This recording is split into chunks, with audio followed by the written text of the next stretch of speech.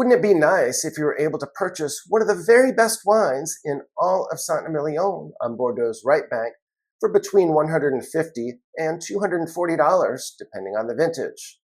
With wines like Cheval Blanc, Ozone, and Chateau Angelus selling for between $400 and $700 per bottle, that may seem like it's beyond reach and not realistic.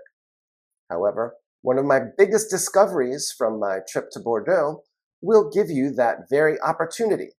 I'd had a couple of wines from this producer in the past and was extremely impressed, but I definitely wanted to learn more. This is a producer that was founded back in the 14th century and had historically been one of the more revered estates on Bordeaux's Right Bank.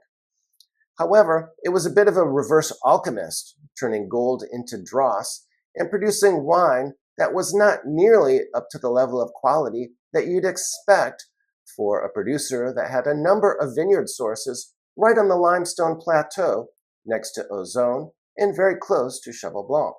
Fortunately, however, Christian Moex and his family acquired this producer in 2008.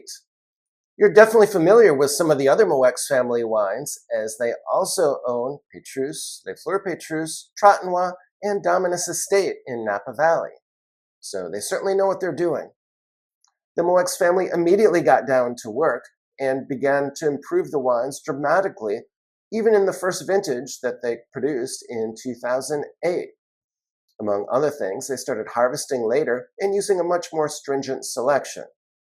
Later, they began replanting the vineyards, and they also recently completed a state-of-the-art winery.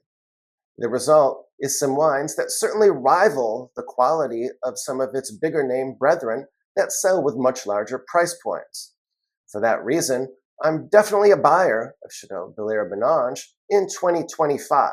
If you're looking for vintage recommendations, you can definitely buy any vintage since 2008, and they'll be pretty good quality.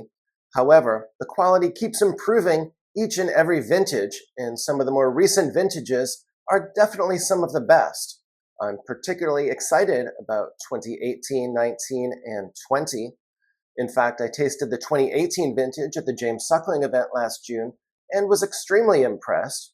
And at the winery, I tasted the 2020, and despite its youth, it was absolutely exceptional, with layered flavors of blackcurrant and plum, and also some intriguing floral notes.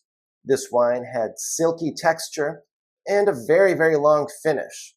It was already extremely enjoyable despite its youth. 2021 will be a bit of a down vintage, but still one that's well worth considering, and it will be a little bit lower priced as well.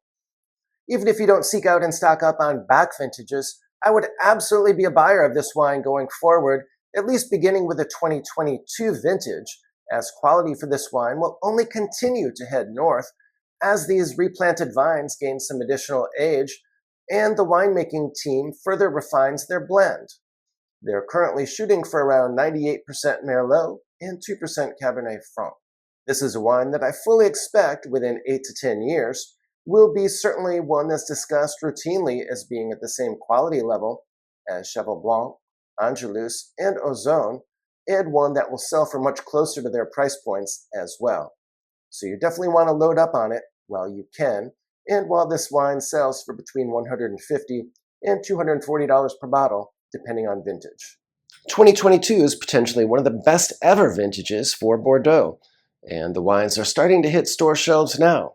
If you'd like to learn more about this potentially epic vintage and my thoughts regarding some of the best wines to purchase from that vintage, please be sure to check out this video that's linked above.